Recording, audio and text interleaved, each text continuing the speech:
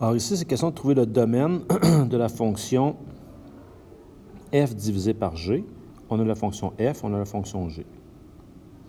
On va aller voir dans un premier temps à quoi peut ressembler la fonction f divisée par g.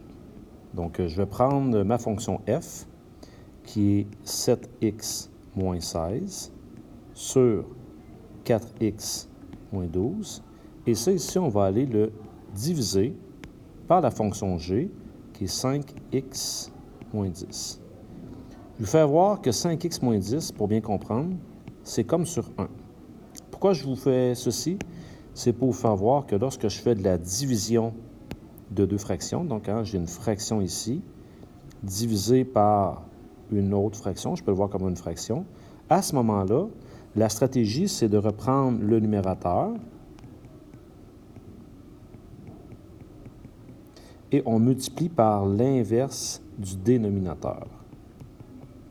Donc, je me retrouve avec 7x moins 16 fois 1, ça fait ceci, sur 4x moins 12 qui multiplie 5x moins 10. Et lorsque je fais de la division de fonctions, on me dit que le domaine, ça va être l'intersection des domaines et je vais devoir enlever les restrictions. Les restrictions, je vous rappelle ici, c'est que je ne veux pas que mon dénominateur soit égal à 0.